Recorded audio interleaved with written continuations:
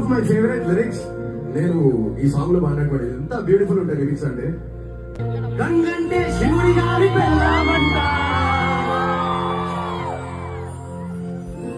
కాలంటే హనుమంతుడి నాన్నగారట,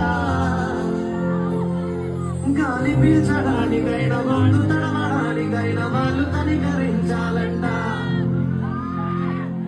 వేణువంటే కిట్టమూర్తి వాక్యం అంట,